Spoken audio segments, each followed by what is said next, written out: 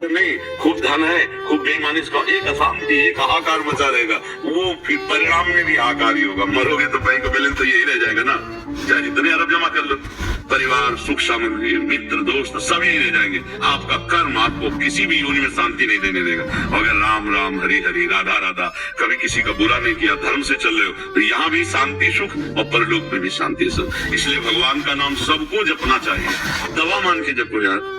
24 घंटे में 24 मिनट मुझे दे दो अपने कल्याण के लिए, एकांत में 24 मिनट बैठकर राधा राधा रगड़ी से देख के राधा राधा राधा 24 मिनट नाम जप करोगे, ठेका लेते हैं ई परलोक सकल सुख पावत मेरी सो भैया कृष्ण गुण सन। यहाँ भी हर समस्या का समाधान हो। ऐसा नहीं कि आज जपे चेक आ गई करोड़ों की नहीं आई, आप ऐसे मनाओ। खेती भी किसान 6 महीना लगता है, नहीं लगता? तो ऐसे ही आप धैर्य पूर्वक नाम जप कीजिए। नाम पहले आपके पाप को मिटाएगा, फिर आपकी पाप की प्रवृत्ति को मिटाएगा, और फिर आगे जो सुख देगा वो निहाल कर देगा। ये हम अपने जीवन की बात आपको कह रहे हैं, संतों के अनुभव की बात कह रहे हैं, शास्त्र सम्मत। अगर भगवान से नहीं जुड़े तो तुम्हें कोई बचा नहीं सकता।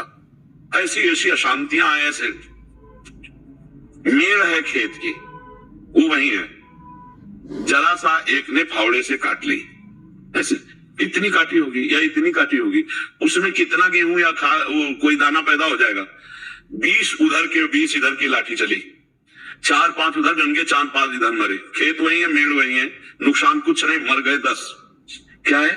बुद्धि भगवान से नहीं जुड़ी। नहीं भाई, प्रार्थना कर दे, आप खेत क्यों का मेड़ क्यों काट रहे हैं? बोले काटेंगे, काट लो भैया। आखिरकार पूरी मेड़ तो काट नहीं सकता, क्योंकि उसको भी पानी लगाना है। वो बहुत एक बीता काटेगा, मेड़ इतनी मोटी होती है। कोई बात नहीं, धैर्य रखो, देने और धैर्य नहीं रखा, लड़ाई। भगवान मन कह रहे थे कौरवों से, दे दो राज्य, आपने 12 वर्ष का वनवास, 1 वर्ष का अज्ञातवास कहा था, उन्होंने निभा दिया। कहा नहीं देंगे, कहा आधा राज्य दे रहे थे। पांडव तो फिर युद्ध करते नहीं ना। भगवान आखिरी चांस जीव का देते हैं, पर बुद्धि भगवान की बात नहीं मानती। हृदय में भगवान बोलते हैं, सलाह देते हैं। आप सब देखना, सबके हृदय में भगवान सलाह देते हैं। कोई भी कार्य हो, आप 1 मिनट रुको और अंदर से पूछो तो आपको उत्तर आ जाएगा, सही है गलत है। पर अंदर वाली बात सुनना बहुत धीमी होगी, और ऊपर से मन बोलेगा करो, तो मन वाली एकदम ऊपर वाली बात होगी। और जो गंभीरता से धीमी आवाज आवे तुम्हारे विरुद्ध, वो भगवान की आवाज है। और भगवान की आवाज जल्दी कोई सुनता है पर मानता नहीं है, और मान ले तो महापुरुष हो जाए। भगवान सबको सलाह देते हैं, इसीलिए भगवान में चित्त को जोड़ो, नाम जप करो। अधर्म की कमाई से ऐसे बचो जैसे विष से बचा जाता है, और धर्मयुक्त मेहनत की कमाई को भी धर्मयुक्त कुछ भाग धर्म में लगा के परिवार का पोषण, अभी आनंद आ जाएगा। पर लोगों की समझ में नहीं आ रहा, ये मनुष्य शरीर मौज लेने के लिए नहीं है, परमानंद लेने के लिए है। मौज भोगों में, मौज किसमें, कहां? सुअर कुत्ता भी तो वही भोग भोग रहा है। तुम मनुष्य शरीर प्राप्त करके बड़े भाग मानुष तन पावा, और वही तो फिर मौज का। मौज तो ये है कि सामने तुम्हारे परमात्मा विराजमान है, और आप चिंतन करते हुए अपने कार्य में रत हो। ये सबसे बढ़िया मौज। देखो ना, हर जन्म में आज सब करके देख लिया, इस जन्म में थोड़ा भगवान से प्यार करके देखो, थोड़ा भजन करके देख लो, थोड़े अच्छे आचरण करके देखो, आपको शांति मिल जाएगी।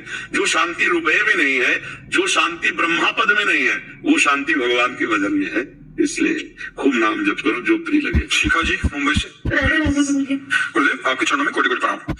गुरुदेव, श्रीमद भगवत गीता में उस एकमात्र परम शक्ति ने कहा है कि इंद्रियों में मैं मन हूँ। इसका तात्पर्य समझाने की कृपा करें, और इस लौकिक जगत में व्यवहार में सारा खेल इंद्रियों में मैं मन हूँ, तो मन के 2 विभाग हैं। एक विभाग है सत, एक विभाग है असत। जिसे एक अच्छी सोच कहते हैं, बुरी सोच कहते हैं। अच्छी सोच में भगवान बैठे हुए हैं, और बुरी सोच में हमारी वासना बैठी हुई है।